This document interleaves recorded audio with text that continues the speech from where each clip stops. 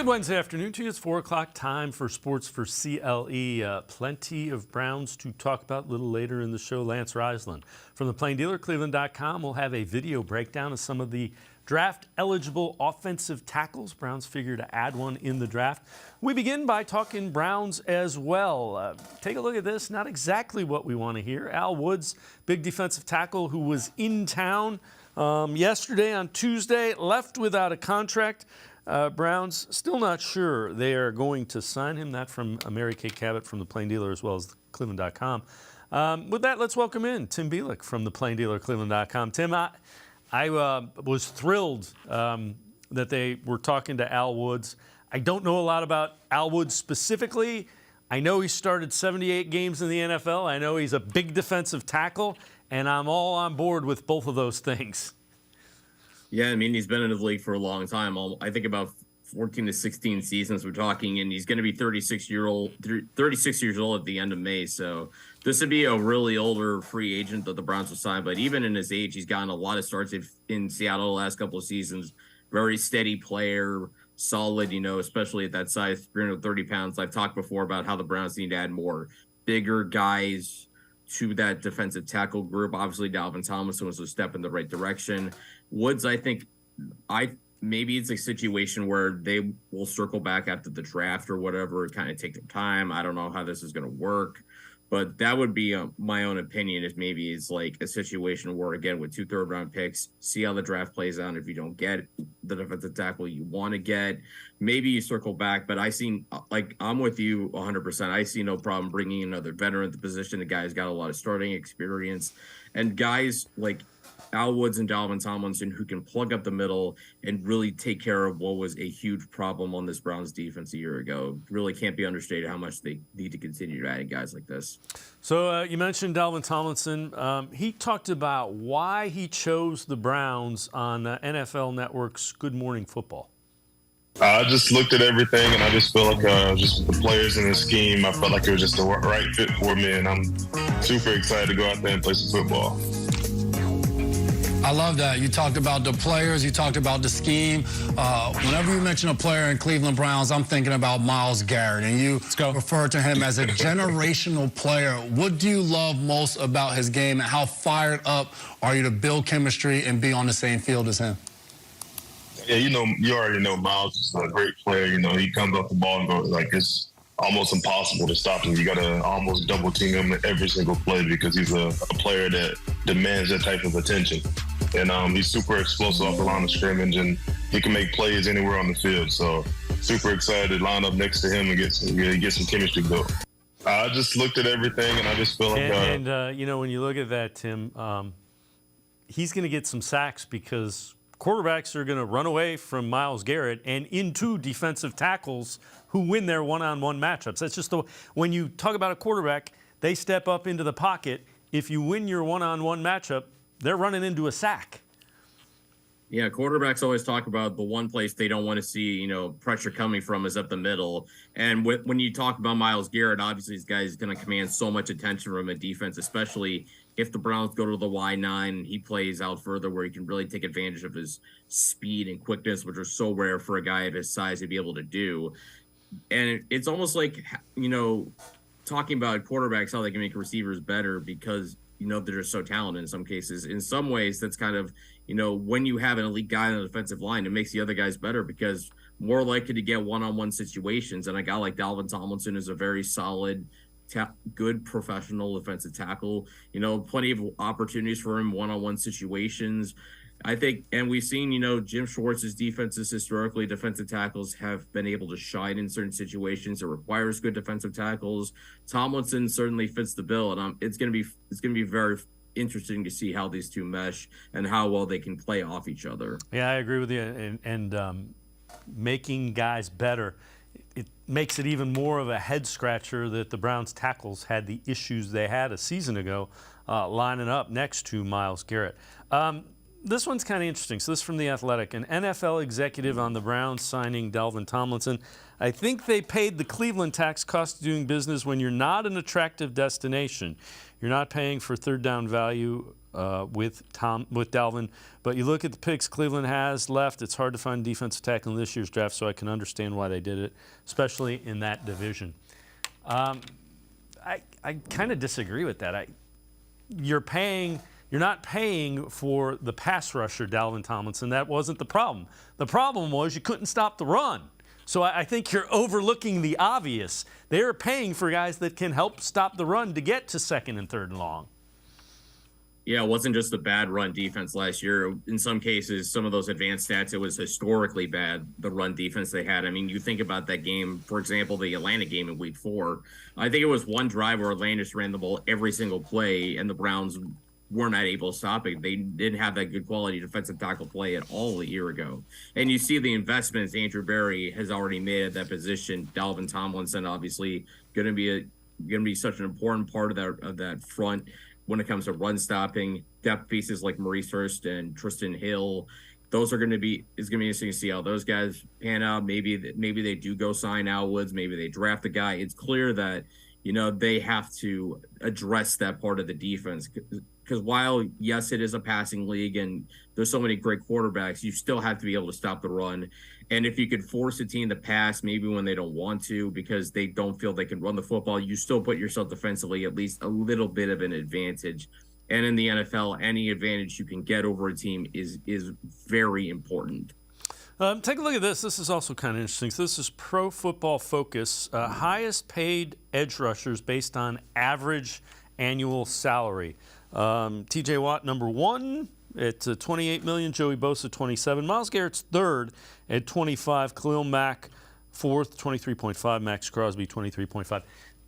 What this tells me is the contracts that Andrew Berry has given guys, extensions that were the highest paid value at that particular time, have been pretty spot on because the next guy is a couple million a year more. So by the time you get to the end of the contract, it averages out being what you should pay a top 6'7" guy at his position. It's definitely is how it works, in the modern NFL. I mean, rarely is the guy the highest paid blank for more than a year or two before another team goes and has to top that. Obviously, salary cap going up always has a lot to do with it. League-wide revenues going up. And, when you want to keep your premium players, you got to pay a premium price. Obviously, Myles Garrett is a premium player, premium contract they paid out, and the fact that he's not even the highest paid edge rusher in his own division, that's, of course, T.J. Watt, tells you that, this division has 2 of the best edge rushers in football. I do find it fascinating that, while the Chargers also have $50+ million on average tied up in their 2 defensive ends, their two best edge rushers, So, there's obviously a lot of talent there. Max Crosby, I think, is very underrated because the Raiders just haven't had a lot of team success. He's one of the better guys out there in the NFL. But when you look at Myles Garrett, it's clear, what he does, he's worth the price that the Browns paid to keep him around. All right, let's head to the voicemail of Truth and Reason for the first time today. Oh, hi, this is Danielle. I love your show, you guys, as always. I was just wondering if you think that the Hasms might possibly also spend some money on special teams, because I think that's important, even though, people like to poo-poo it. I think in crucial moments, you need to be able to punt and return the ball. Like, we haven't been able to have a good punt returner since Joshua Cribbs, and I love Joshua Cribbs. But what do you guys think about special teams? And I love what you're doing with the defense. Definitely beef up the defense because we need to crush. All right, go Brownies. Woof, woof, woof. As always, appreciate all the voicemails. Tim, they signed a slot corner who's a special teams ace and a linebacker who's predominantly a special teams guy. And I think those are 2 that Bubba Ventrone wanted. I think they have they're real comfortable with between Elijah Moore, Jakeem Grant, Donovan Peoples-Jones. They're going to have a good returner. But I think they've spent some money on special teams. I don't necessarily think they'll spend any more because I think they've already done it. Yeah, Matt Adams, Mike Ford, Jordan Kanashik, those are obviously going to be key special teamers. We saw how many times that special teams burned the Browns last year, particularly when it came to giving up some key returns, recovering onside kicks, block field goals. So it's clear based on those couple of signings that the Browns made that they are going to make special teams an emphasis, because it certainly cost them some games last year. Not quite as much as the defense, but it was still an issue. And I mean, obviously, that Jets game in particular, that you recover that onside kick, you run out the clock. None of us are talking about a 1 in a couple thousand collapse that happens in that game. You're talking about the Browns 2-0 hosting Pittsburgh, possibly going to 3-0, and who knows how different the season turns out. And of course, when it comes to a return game, don't discount Jerome Ford. I mean, he showed a lot of ability as a kick returner a year ago. We saw Donovan Peoples-Jones, get back to punt returns, and obviously had that huge play against the Texans, really turned things around when they were struggling the first half. He scores, and the Browns were able to win that game. Obviously, that was Deshaun Watson's return. But I think they've made plenty of investments in special teams. Any more that come, I would imagine, would be kind of your late-round draft picks or your UDFAs that kind of fill out those last couple of roster spots. Tim Bielik from the Plain Dealer, cleveland.com, and I are going to step aside, take a quick timeout. Other side of the break, we'll hear what a former Brown thinks about Kevin Stefanski and the Browns moving forward. Sports4CLE, we'll be right back. Stay with us. Come back to go forward. Back to learning new things. Back to pursuing your dreams. Tri-C has flexible learning options to fit your life. And every year, more than 1,000 local companies provide Tri-C students with real-world learning. The right education can boost your lifetime earning power by hundreds of thousands of dollars. Start now with a college education you can afford. Tri-C, where futures begin. The Great Lakes Collectors Convention, presented by Greeny Sports Cards, takes over the Fieldhouse in Independence, Ohio, where the passions of sports fans, collectors, and sports talk enthusiasts collide. 50,000 square feet of ball card bliss. Hundreds of display tables. Card Shop Live Theater with interactive appearances from the region's most notable sports media. Great cards, great location, great show. Tickets on sale now at greenysportscards.com. The Ohio Lottery Partners in Education program recognizes role model students and teachers from across Ohio. Nominations can now be done completely online. To nominate a deserving teacher or student, go to ohiolottery.com. In the About section, find Partners in Education. There you will find links to the nomination forms. Students kindergarten through 12th grade can be academic all-stars. Teachers can be honored as a Teacher of the Month. The Ohio Lottery Partners in Education, where stars shine.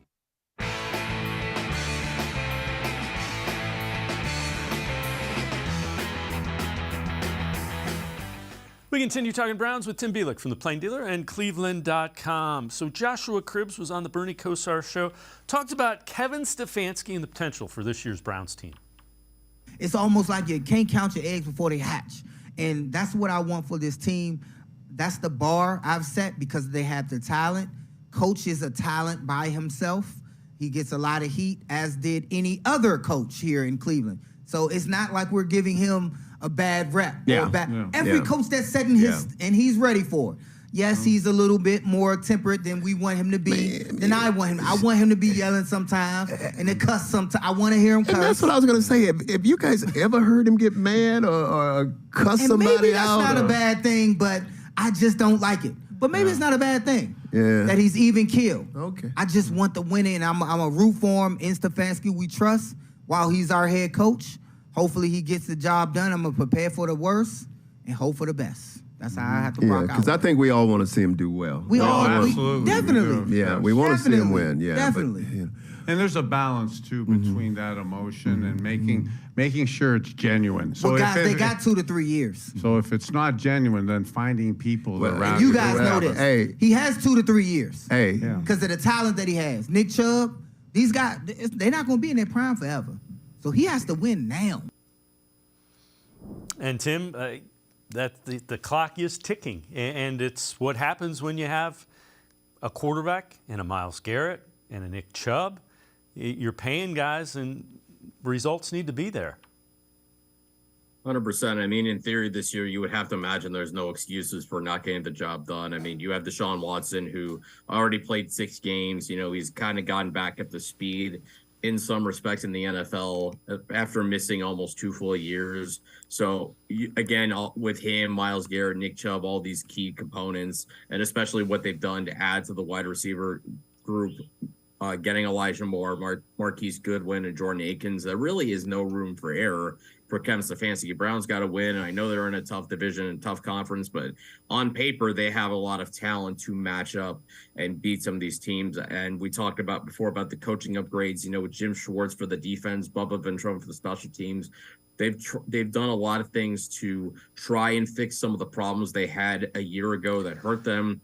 Now, you know, with what should be an improved defensive front, especially against the run, with more weapons out there in the passing game for Deshaun Watson, and offense is probably more tailored to what Deshaun Watson likes to do. There's no reason this team shouldn't be in the playoffs, and if they're not, something went wrong. And unless it's, you know, so many key guys went down with injuries or whatever, you never. I mean, we know the Browns sometimes have itchy trigger fingers as far as getting rid of coaches or whatever. We've seen that throughout the 20-plus years since they've come back in the NFL. I'm not saying that's what's going to happen, but, you know, the best way for him to ensure his job security, get in the playoffs, win another game, go at least as far as you did back in 2020 when the Browns went on that surprise run of the AFC divisional game. The other thing is he brought in different personalities with his coordinators in Bubba Ventrone. High-energy guy.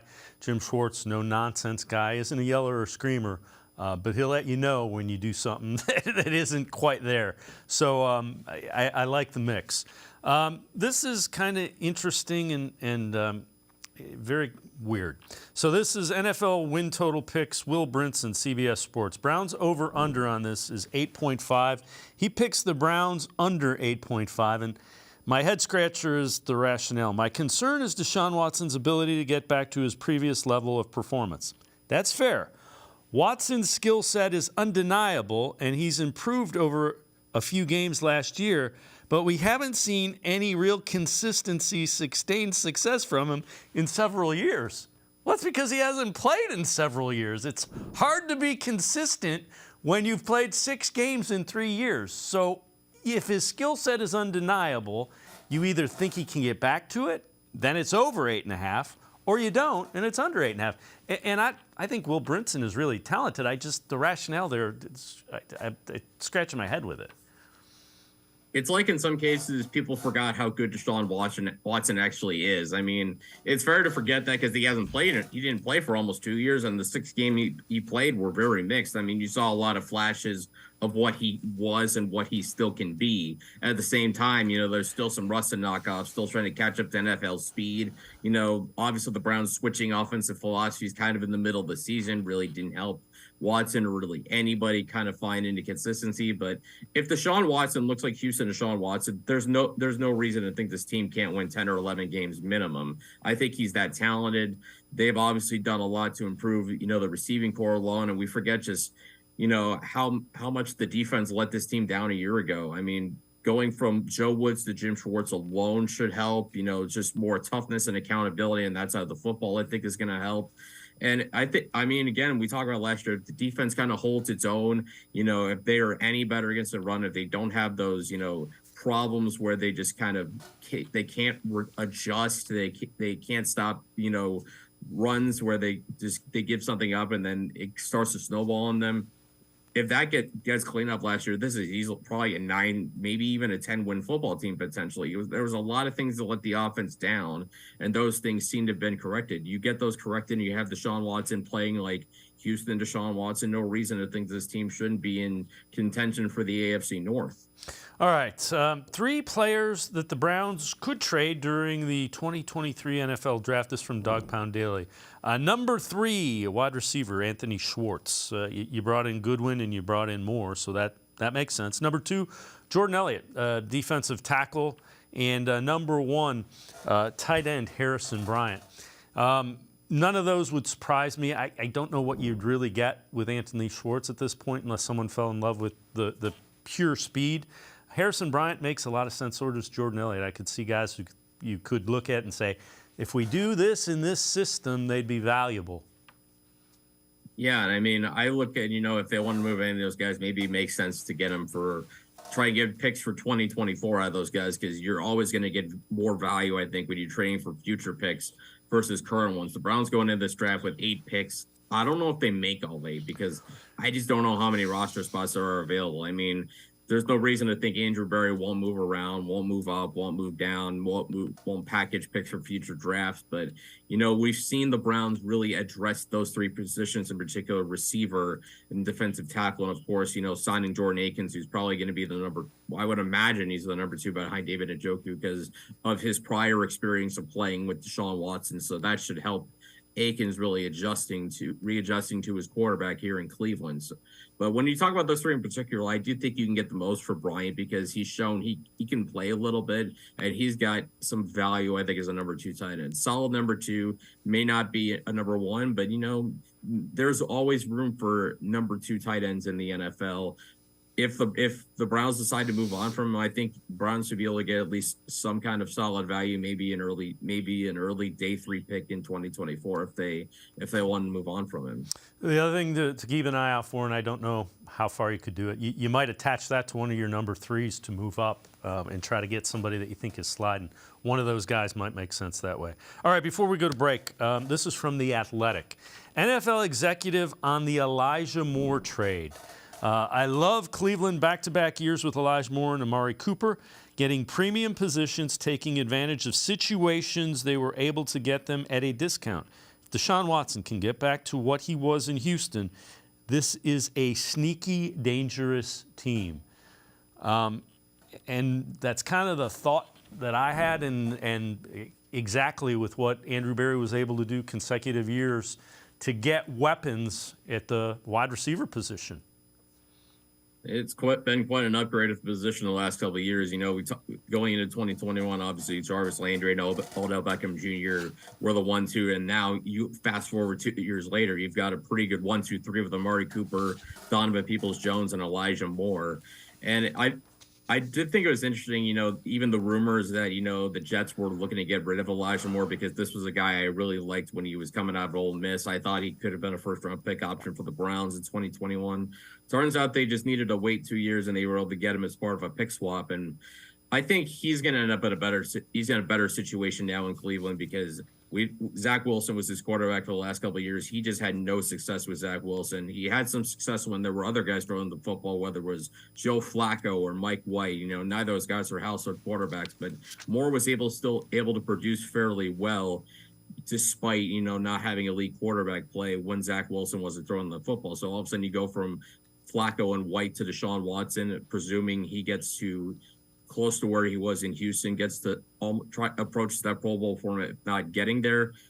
Then you have a guy in Moore who I think really can add that speed and explosive skill set that the Browns really don't have much of at receiver. And if you got one of those pieces who's a threat to score anytime and touch the football, it just opens up this offense so much more than it had been.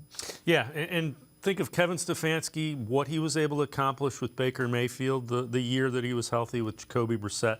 Let's see what he can do with Deshaun Watson with some more weapons. Tim Bielik and I are going to step aside, take a quick time out other side of the break. We'll talk more about the draft, perfect draft scenarios, and some guys the Browns may be looking at. Sports4CLE will be right back. Stay with us.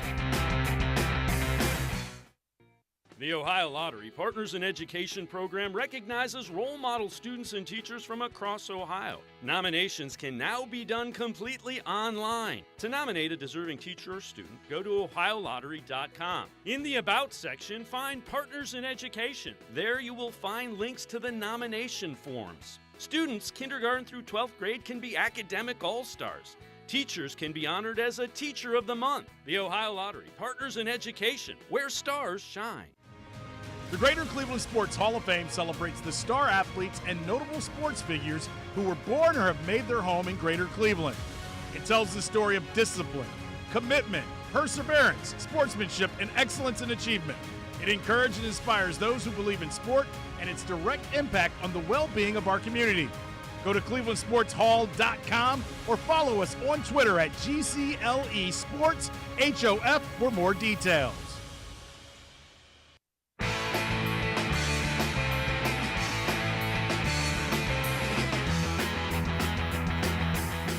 We continue talking Browns with Tim Bielik from the Plain Dealer and cleveland.com. This is from Pro Football Focus. Perfect draft scenarios for teams without a first-round draft pick. For the Browns, they say getting Mozzie Smith, defensive tackle from Michigan, and Isaiah McGuire, edge rusher from Missouri. True dream scenario would be enough teams souring on Smith's inconsistency that he falls into Cleveland's clutches at 74. Elite strength and athleticism, in addition to an 11.6 run-stop rate in 2022, offers little as a rush threat with just 25 pressures to his name this season. Tim, if you can find a way to get those guys, yeah, I'm all in. Yeah, I mean, Mozzie Smith, I thought for a while he could have been an option 42 back when the Browns had that pick, because I look at Mozzie Smith, I see absolutely explosive athlete as far as the defensive tackle goes. Tremendous power. I think Bruce Feldman of The Athletic had him as one of his most freakish athletes in college football. I mean, and those are obviously, it bears out if you look at some of the workout things he does. He's an absolute physical specimen. Maybe it doesn't necessarily translate it to high production, but those are. If you get him with NFL coaching, particularly get him in a Jim Schwartz defense, I think there's things you can draw out of him. And the same thing kind of with Isaiah McGuire in the late third round. This is a guy I've seen a lot, doing some PFF mock simulations for fun. And, there's a lot to like about Isaiah McGuire. Got some power, got a very good first step, explosive, even looking at his combine numbers. Outstanding, jumping ability, 10-yard split of 1.59 seconds, agility, about just slightly below average, but that's okay because he's about 270 pounds. So he's got good size, certainly bigger than some of the guys I've talked about, particularly Nick Herbig from Wisconsin. If they don't go with Herbig, I like McGuire later in the third round as a nice solid piece to kind of continue to work in. As long as he continues to hone technique, I think he's got a chance to be a solid starter. All right, I know you've answered this from your mailbag. Do you think the Browns might look at running back, offensive line in the third and fourth rounds of this upcoming draft? Offensive line, I'm kind of leaning towards no, and there's a couple of reasons for that. One is, you look at the investments they've made with Jack Conklin, getting him re-signed to a 4-year extension. That the likelihood, according to Mary Kay Cabot, obviously reported this around the combine, that they could give Jed Wills Jr. the 5th-year option, keep him around for 2 more seasons. Based on that alone, that would kind of take me out of thinking offensive tackle is kind of in the mix. And when you look at interior offensive line, this is not a good class for interior offensive line. And the guys that I like, and any one of the guys that might be available for them in the third round that have good value, they really fall outside the Andrew Berry age guardrails. It's an older class of interior offensive linemen, with the exception of Utah's Braden Daniels, who would be a really good fit in the 4th round. Very athletic, has a track background, and you watch Utah play a lot. That offensive front, in some ways, the way they play football, it's very similar to Michigan. It's a very no-nonsense power run style game. Look at what they did to USC in that Pac-12 championship game. They wore them down. It really grinded them down in that game. So getting part of that offensive line to continue to develop, especially a guard, I think in particular, continuing to invest in the interior offensive line makes a lot of sense. As far as running back goes, I said before that that's a very sneaky need for the Browns, because as much as we don't want to talk about it, Nick Chubb is not getting any younger. He's going to be 28 at the end of the year. There's always going to be the inevitable decline of running backs. So I would think if you're the Browns, you want to get ahead of that. Obviously you got Jerome Ford. He showed some flashes. I think we're going to see more of him this season. Adding another back, maybe as early as the 3rd round, I think makes a lot of sense, especially you can get one that's a capable receiving threat out of the backfield that can turn 2-yard dump loss into 20-yard receptions. Guys like Devon Achane from Texas A&M, who's an All-American in track in college, or Tyjae Spears from Tulane, a smaller back who is just so explosive when he can find a hole and runs so well in the open field, very good with his hands, dominated the Senior Bowl. Maybe the 3rd round's too late for a running back. Maybe I'm kind of off base on that, but that's, to me, is still a sneaky need that I think if the Browns are going to truly look forward, as we saw with Andrew Berry last year, taking Martin Emerson with his first pick, even though he had a very full corner room, he's looking ahead to the future with these draft picks. So, there's not a lot of things I think he can rule out when it comes to where he would potentially go in the 3rd round. Yeah, I'm with you. I wouldn't be surprised at all if the right running back that they grade high enough. I love Spears, but they're going to have their guys. If one of their guys is there, I could see them going running back without question. All right, before I let you go, 5 day 3 wide receivers that the Browns should be looking at that should be on their radar. This is from Dog Pound Daily. Number 5, a local guy, Trey Tucker from the University of Cincinnati. Number 4, Puka Nakua from Brigham Young University, 6'2", 201 pounds. Number 3, we've talked about this guy a little bit, Big Ten Parker Washington from Penn State. Number 2, Xavier Hutchinson from Iowa State. And number 1, also from Big Ten, Jaden Reed. Tim, when you look at that, who are guys on that list that would intrigue you that the Browns might look at day 3? I look at the 2 big guys, Big Ten guys, Jaden Reed and Parker Washington. Reed was a guy that was really good in 2021, a key part of why Michigan State made that run all the way to the Peach Bowl. Obviously Kenneth Walker played a huge role in that, and you can see why based on how well he played as a rookie for the Seahawks last season. Jaden Reed did not have a good 2022 season, but there's a reason I'm not going to hold that too much against him. That's because the whole team didn't. The whole team really took a step back in 2022. So I don't put that on Reed exclusively. I think he's got a lot of good, intriguing tools. He's quick. He's got speed. Just very solid receiver. I think can do some good things either in or outside of the slot. And then Parker Washington, He's another interesting player. I think he's got a build that's different than most receivers. 5'10", like I said, about 200 pounds, so he's a little bigger than your typical slot receiver. Don't know exactly what kind of speed he has, just because he hasn't really been able to test this offseason, so we don't quite know. The things you see about him is kind of like almost like a running back in a receiver's body, and by that I mean you get him the ball, he can be elusive, but there's questions about what kind of top end speed he has. But if you were looking for a reliable underneath slot threat, maybe Parker Washington can be that guy. But plenty of interesting receivers out there. Like I said, those 2 Big Ten guys make a lot of sense.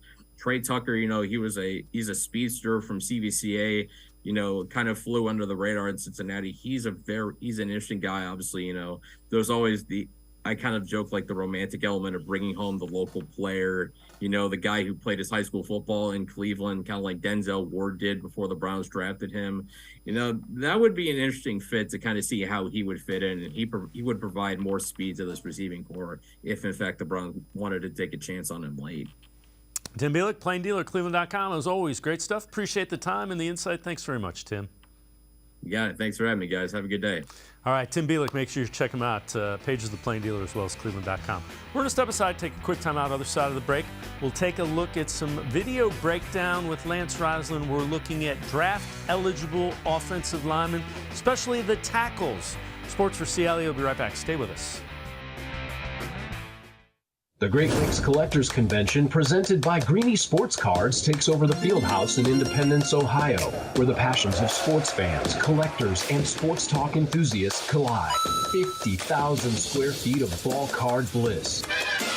Hundreds of display tables. Card Shop Live Theater with interactive appearances from the region's most notable sports media. Great cards, great location, great show. Tickets on sale now at greenysportscards.com.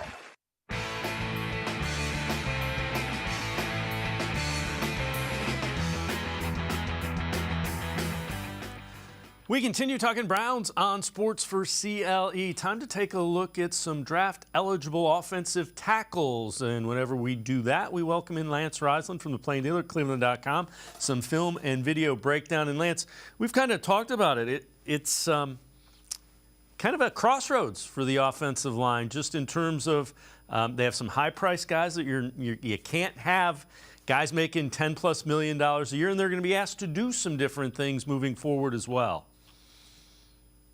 Yes, I'm very interested. I was just asked a question the other day on what a concern I have that not a lot of people have. And one of the concerns for me is the offensive line, not because of their talent level, but just kind of what they're going to be asked to do here moving forward. Up to this point, Stefanski's offense is a play action. They do some drop back, but mostly it's a play action, downhill, inside zone, outside zone, gap schemes, and then everything off at the levels, the things they do off that play action. And that's a lot different in pass protection as opposed to kick stepping on a true pass a protection type scheme where Watson's just going to drop back in a 4 or 5 receiver set, and the defense knows he's going to pass. So that's a lot different for those offensive linemen. And you saw at the end of last year, a couple of those guys struggled in those true passing situations just because that's kind of not what they've done. So let's take a look. We're going to take a look at some of the guys in the draft that figure to be around in the 3rd, 4th, and later when the Browns will have picks. The first guy we're going to take a look at, a big guy that I know you like, 71 in this upcoming video, Blake Freeland, 6'7", 302 from Brigham Young. So him and Jalen Duncan are 2 guys that kind of fit the bill exactly what the Browns need. They're guys who are going to be athletes, guys who can do a little bit of both. As you can see in this first cut, this is going to be a zone play where he's just going to use his big body. He's going to block the backside guy. Here he is kicking on the down here at the bottom, working that big body. He kind of works very much like an Orlando Brown in terms of he's going to use that long, athletic body. You know, he's a guy who is got 33-inch arms. He's got 82+-inch wingspan. He ran at 4.98 40, which is incredible. So he's one of these elite athletes. He had a 1.68 10-yard split. 37-inch vertical leap. Thing I liked is he had 805 snaps last year and he had 0 sacks and only 5 hurries. So he's a guy who knows how to pass protect in that BYU offense. For me, he's a tight end who's big enough to play a tackle now. He's a former high school basketball player. He's a great athlete. And if the Browns are going to go to more of this pass heavy type of offense, more of probably zone than gap schemes, they're going to need a guy with athletic ability, and this guy to me is really, really a great athlete. We mentioned the 40 times. 10-yard split is probably more important for a lineman, correct? And that 1.68's pretty good for a 302-pounder. Yeah, so you're talking about, I always like to say in a phone booth. So not even, for me, it's a 5-yard split, but that 10-yard split is what they go. It's that initial get-off, and he has a get-off of a basketball player. He can get off the ground as if he was rebounding. So he's got real good athletic skills. He moves very well. He's got good short area bursts. He's got long arms. His hands are pretty good. At times, he will get caught with a little bit of leverage issues. I think he'll need to add some weight in the NFL. But he's a guy with a great ceiling and a guy that you're probably going to get late second, early third, into the 4th. That's what the Browns are going to have to be creative and find these guys who have really high ceilings.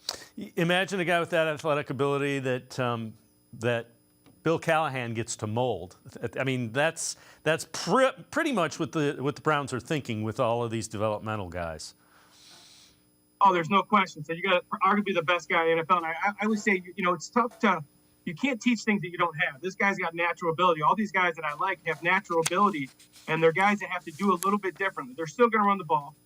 Everybody thinks that the Browns are going to change completely. I don't believe that, because as an offensive coach, Stefanski knows what he knows. Now, it doesn't mean he doesn't know other things, but there's things that he believes in scheme-wise, and the zone and the gap schemes, he believes in that. And they're going to work towards that, marrying that with Deshaun Watson, but there's still going to be heavy run. But now these offensive tackles and these guards got to be able to, set back and pass protect in a true passing situation. So it's interesting. Callahan's definitely the guy you want in this situation, though, for sure. All right, so the next guy we're going to look at, also wearing number 71 from the University of Maryland, 6'6", 300-pounder, Jalen Duncan.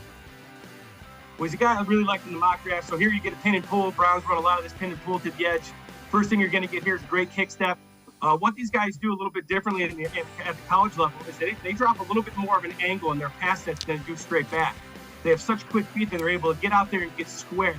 And a lot of people teach it differently, but one of the things we always talk about as we were teaching, young high school kids, and it works at all levels, is you got to fight to get square, and you got to make sure, basically, first and foremost, get in front of the guy. It sounds kind of elementary, but these guys are all such good athletes. And, this is the guy I like in the mock draft. He's the thing that I like is his athletic ability gives him a chance to be a pretty good pass protector. He's not an awesome pass protector or a high-level pass protector yet, but he is very nasty in the run game. He has good ability. And again, Callahan coaching him, things that he needs to be taught, he can be taught. But you can't be taught to be nasty. You either have that or you don't.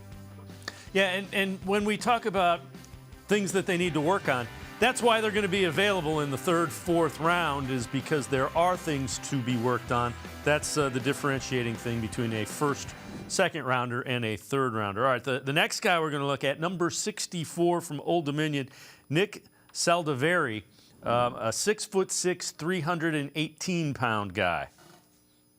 Well, again, so you're going to get two clips here. First of all, you get the clip where he's going to kick step. Great athlete, moves his feet very well. And then the very next clip you're going to get where this guy's going to go inside. He's able to put his right foot in the ground, so he's going to kick, then put his right foot in the ground and drive this guy across the line of scrimmage. That takes a lot of athletic ability, a lot of hit movement, a lot of ability. Here he is driving the 4-eye in an odd scheme, which he's going to see in the NFL where those guards and center is covered.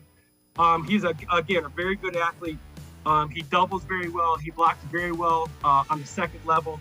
Another guy who's a really good athlete.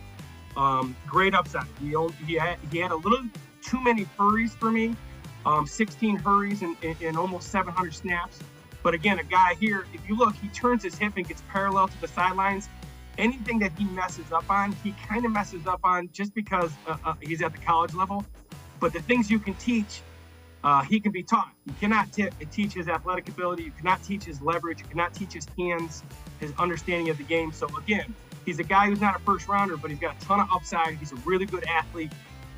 He's only going to get better, and I think he's a guy that the Browns could look at in later rounds. Yeah, and you see him kind of just taking the guy and burying him to allow the quarterback to get some running space there. All right, the next guy that we're going to look at will be wearing number 77, Carter Warren from the University of Pittsburgh, 6'5", 311 pounds. The first thing you're going to see this guy go inside. He's going to drive him down inside. Really good athlete, another big guy, 6'5", like I said, 311. Next, you're going to see he got a kick step. And what I like here is that he's going to work independent ends. So when we go back to that, obviously we'll go back to the first one here where he can drive this guy inside. Does a really good job of staying square. You can see his backside. This next one, if you can look at his right hand will get to the defender first, right there. Right, and what that does is it creates great leverage. It gives him the advantage. Now, another guy only played 4 games last year. He tore a meniscus. Not a big deal. He played for Pat Narduzzi, so you know he's really tough. He was Pickett's quarterback, so he had to really get used to that drop back game when he was there at Pitt when they threw the ball all over the field in 2021. Really another really good athlete. Nasty, has a violent punch. I think he's really good in the run game. I think he's a guy who can block zone. He can double. He can do a bunch of things. Again, only played 4 games last year, so I think he'll slide a little bit. But again, great upside on this guy. All right, the fifth and final guy that we will take a look at from Chattanooga, it is McClendon Curtis. He'll be wearing number 52. He is 6'5", 324 pounds. So as we've noticed in a couple of these breakdowns I have, I always like a guy when I start watching film from the Senior Bowl, a guy that didn't play at a big-time school or doesn't have big-time numbers or maybe was out of position. So this guy plays guard and tackle at Chattanooga. He's 6'5", he's 325 pounds. You can see right here, first one, so this one, he's gonna get to the second level. As you can see right there, he gets to the second level. This first snap, he's gonna do a great job of taking that left arm and turning that guy inside so his running back can get to the A gap. He's listed as guard, but he's got tackle measurements. He's got 35-inch arms. He's got massive reach. He's got a massive wingspan. He's got super violent hands. He's really good in the pass game and the run game. He did not give up 1 sack last year. Played really well against Illinois, played really well against Kentucky. He will be an absolute late-round steal. This is my favorite, though, everybody has their own stuff that they like. This is my absolute favorite film breakdown. I think this guy's upside is fantastic. He's very violent. He plays with an attitude. He had some great reps at the Senior Bowl against all those high-level defensive tackles that people are going to take. Really, really like this guy. I'm biased because I like guys who are nasty. I like guys that are nasty first and then learn everything else. And what I mean by that is a guy who's going to take the guy in front of him and move him, and then everything else can be taught. So I like this guy a lot. I think he'll be around late, and he'll be an absolute steal for an NFL team. The other thing that you notice is Chattanooga's playing up. They're playing Illinois in this clip, so you're doing it against Big Ten level competition. Lance, when you look at this, I think it's fair to assume that the Browns are going to take at least one, maybe another offensive tackle. You can't sustain $10 million, $10 million, $10 million, $10 million for all 5 of your offensive linemen. It's just they're going to invest in the offensive line. They can't do it to that level. Well, yeah, and you have to figure out what you're doing offensively. So right now their money's invested in a power run game, and not to say that those guys, especially those guards are so talented, they can adjust to whatever it is. But for what they're doing with their offense schematically comes down to practice time for me. So if they're going to be a more pass-heavy team, they're going to get more into pass sets more, and they do all that. But when you go watch a Browns practice, which I really the first 20 minutes of every day that I went down to camp each and every day, they work run game.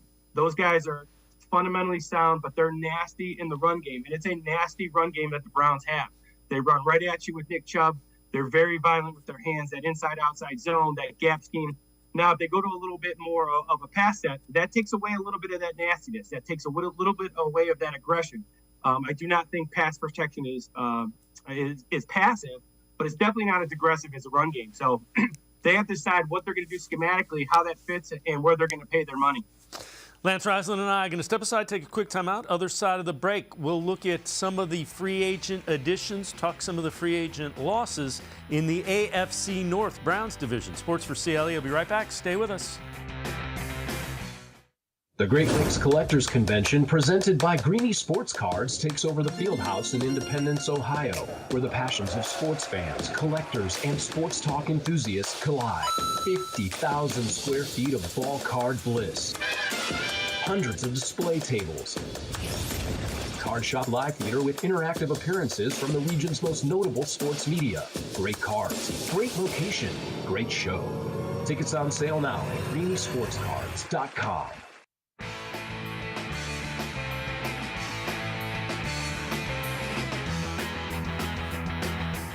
We continue talking Browns with Lance Reisland from Plain Dealer, cleveland.com. Always do some film video breakdown with Lance. And Lance, let's talk a little bit about free agency. We know the Browns added a lot. Let's look around the rest of the division. The Bengals added some but lost some.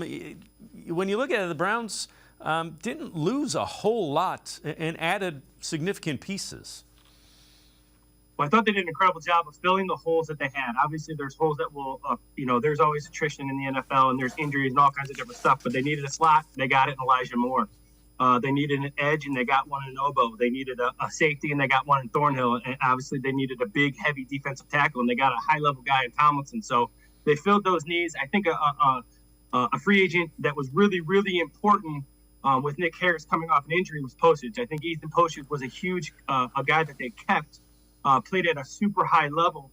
You want to make sure that you have that pass protection. He can do all the run game, but he's also he's a tall guy. So again, the Browns didn't lose much. I thought Cincinnati lost a lot, but I also thought they had the best free agent pickup of the AFC North. I thought the Steelers had a couple good pickups. I thought they had offensive lineman that was really good. And then the Ravens, the Ravens are in a holding pattern because of Jackson. So it'll be interesting what they do moving forward.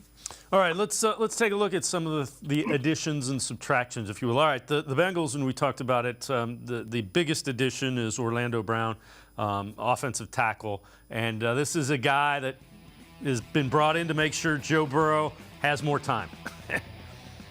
Well, you're going to see him here. It gets to the second level. Well, classic case, the combine always doesn't say much because he didn't have a good combine at all. Here's a classic case. He just gets in front. He's big. He's long. You can't do much with his body. He's so big. So here's what he does. Two things I really like what he does. I did a film breakdown on him, extensive film breakdown, is that he stands farther away from the guard than anybody I've seen in the NFL. So he's going to get wide from that guard. So he's going to make a really tough angle for that defensive end. Then he uses that size. So he's either going to get his hands on you first, or he's going to force you around the edge. And he's so big and massive and long, it's hard to get around the edge. He does a great job of getting to the second level. He walls people off.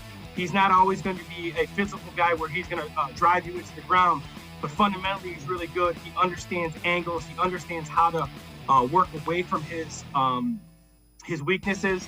And the one thing that stood out to me is that when Joe Burrow has a protected pocket, he completes. He's about a 96% grade passer. He's under pressure 1/3 of the time. And if you look at Orlando Brown, last year, since he's entered the league, Joe Burrow's been sacked 153 times.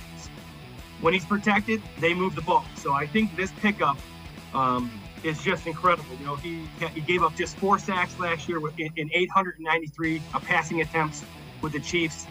I just think this pickup is understated, and it makes the dangerous Bengals even more dangerous. So the Bengals did lose quite a bit in free agency. They lost safety Jesse Bates. They lost safety Von Bell. They lost tight end Hayden Hurst. And they lost their 1A short yardage running back Samajai Pirine. Let's take a little bit of a look at Pirine. And I know you liked him and you think they lost a lot with him. Well, yeah, so here's just a third down carry. It's not much of a film, but it's a third down carry. Next, you're going to see him out of the backfield. So what he'll do a lot is he'll swing out of the backfield, but he's always checking. He was always helping with pass protection. He did a great job on A and B gap blitzes from linebackers. He did a great job of helping those defensive tackles. Last year, Jonah Williams really struggled with that pass protection. He graded out about 62%. So Pirine helped him a lot. He's a very good short yardage guy. He's very good on pass pro, like I said, the chips, goal line, red zone. He's very reliable for Burrow. He understands protection. He understands what he's supposed to do. They talked about Jesse Bates. A lot of guys they lost. Hayden Hurst I thought was big. Von Bell played very well. This is an understated loss for the Bengals because of what he does in those. He's the blue collar guy. He's the guy that's going to get those third and shorts. He's the guy who's going to pick up the big blitz. Things you won't always see on the stat sheet that were very, very big. He's a much better pass protector than Joe Mixon. So as where they upgraded with Brown, they downgraded their pass protection by losing Pirine. All right, let's look at the Pittsburgh Steelers, team that always seems to be at least 500 under Mike Tomlin. So they gained Patrick Peterson, little older, if you will, cornerback, and then a guy that I know you like, an offensive lineman, Isaac Seumalo.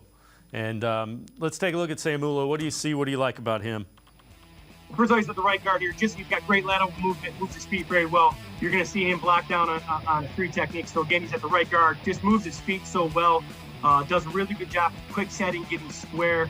The Eagles run the ball. He's very, very physical in the run game. So not only is he going to give you great pass protection, he's also going to give you nastiness in the run game, which the Steelers like to do still. So the thing I liked about him is just that he's consistent. He's a little bit older.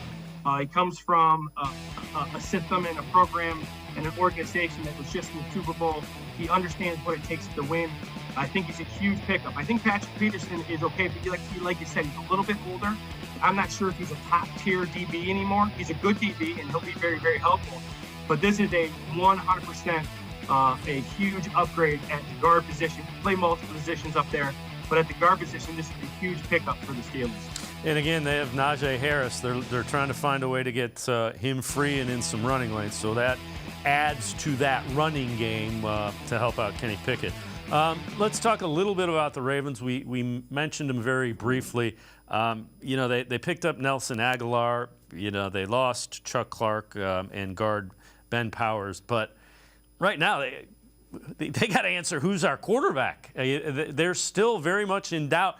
Reports are today they've tried to engage Lamar Jackson. Since he's been franchise tagged, he knows what they're offering if they're not ready to pay what he wants long term. So they're very much team in flux. You saw that last year with Cleveland when the transition from Mayfield to Deshaun Watson. Who is the quarterback? And free agents want to go where there's a big time quarterback, especially the offensive skill guys. And I do think they lost as a football coach. I think Clark was an excellent safety, broke him down a bunch last year. Does a lot of really good things. Ben Powers is really a good cooler. They have created an offense that's Jackson specific in terms of the power run game, with the read game, with the RPO game. It's a very Lamar Jackson specific offense, and he makes it work. And for me, I've always been a huge fan of Lamar Jackson, but he is, their big pickup right now is Nelson Aguilar, who had 31 receptions last year. He would be more of a, just kind of a mid pickup and not much else. But I don't know who else they're going to get until they get the quarterback, because it's a quarterback driven league, and you have to have a good quarterback if you plan on making a big run. Lance Reisland, as always, great stuff. Appreciate the time and the insight. Thanks very much, Lance. As always, thanks for having me. Lance Reisland, make sure you check him out. Pages of the Plain Dealer as well as cleveland.com. Really insightful breakdown of video, tell you what's going on with the X's and O's. We're going to step aside, take one more time out. Sports for CLE. We'll be right back. Stay with us. The Ohio Lottery Partners in Education program recognizes role model students and teachers from across Ohio. Nominations can now be done completely online. To nominate a deserving teacher or student, go to ohiolottery.com. In the About section, find Partners in Education. There you will find links to the nomination forms. Students kindergarten through 12th grade can be academic all-stars. Teachers can be honored as a Teacher of the Month. The Ohio Lottery Partners in Education, where stars shine.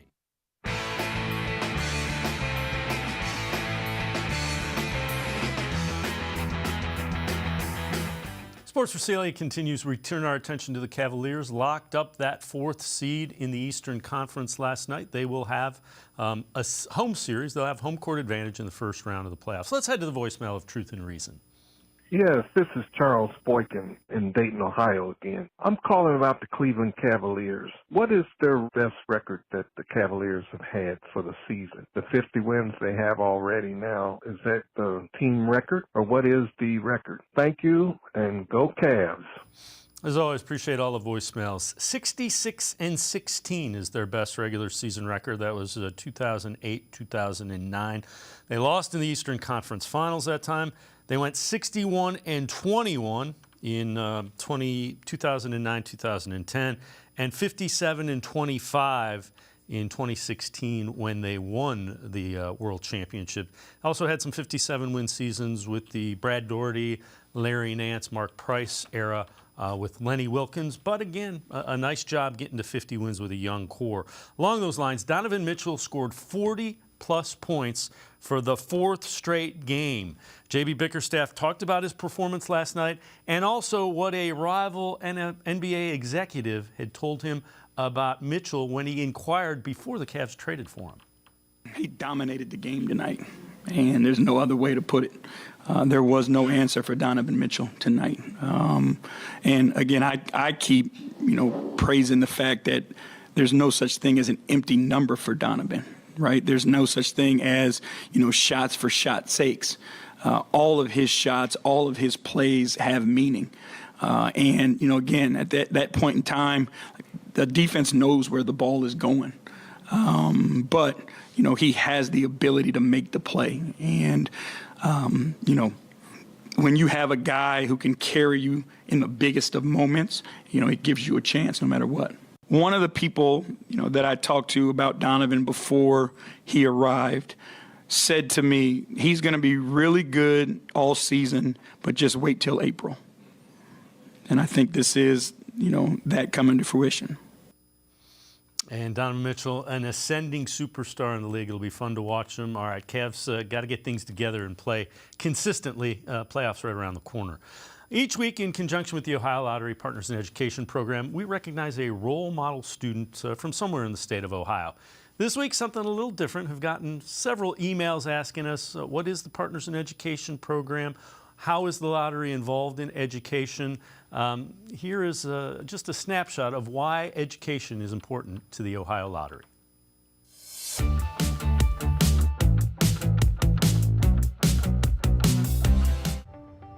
School funding across the country is a concern. Here in Ohio, it's important to remember that the Ohio Lottery plays a vital role in education that shouldn't be overlooked or minimized. 100% of Ohio Lottery profits go to the Lottery Profits Education Fund, and that helps to fund K through 12 education here in the state of Ohio. Our lottery funds make up about 12% of the entire school funding pie. For more than 15 years, the Ohio Lottery Partners in Education program has put the spotlight on some of the important work that's being done throughout Ohio in our schools from kindergarten through 12th grade. The Partners in Education program started back in 2007, and since then we've been honoring outstanding students and teachers across the state of Ohio. The Partners in Education program really ties into our mission here at the Lottery. As I've stated, it's to generate funding for K through 12 education here in Ohio. But what Partners in Ed does is it takes that one step further, and we get to see what wonderful teachers we have here in the state of Ohio and awesome students and the things that they're doing both inside and outside the classroom. The Partners in Education program recognizes both students as academic all-stars and teachers as the Teacher of the Month. who are making a difference. Each month, we accept nominations in each of our 9 regions all across the state. This year, we've had over 600 nominations and 116 Teachers of the Month and Academic All-Stars who have been named. It is fun to see who is getting nominated and who's nominating them. Sometimes it's just a member of the community who has seen something great that a teacher has done, and they've come on to make a nomination. So it really is a great program that gets the entire community involved, really. Your school community, family, friends. You could jump on and nominate whoever you want. The nomination process for both Teacher of the Month and Academic All-Stars can be done completely online. To nominate, visit OhioLottery.com on a desktop or on a mobile phone. Select the About tab and click on Partners in Education. From this page, you can either select to nominate a student or a teacher. It's fast and it's free. Just fill in all the fields and click Submit. Easy. So the program runs from September to May, and then at the end of the year, we take all of the schools who've had a nomination and we put them into the drawing for the School of the Year. There is only one School of the Year winner, and that winner receives a $1,000 gift card. They get merchandise from our major and minor league sports teams here in Ohio that they can use for fundraising efforts. They also get a School of the Year trophy, and every student gets a School of the Year backpack. Nominate a student or teacher from your school, and your school could end up as the School of the Year. If you know a student who deserves recognition, we want to hear about them, and you can nominate them completely online. Go to OhioLottery.com. Find the About section. Click on Partners in Education. There you will see links to nomination forms. Nominate that student as an academic all-star, and they could end up being featured as our next shining star. And we always enjoy spotlighting role model students from across the state. That's going to do it for this edition of Sports for CLE. We will see you back here tomorrow at 4 o'clock. Have a great night, everybody. See you tomorrow at 4 on Sports for CLE.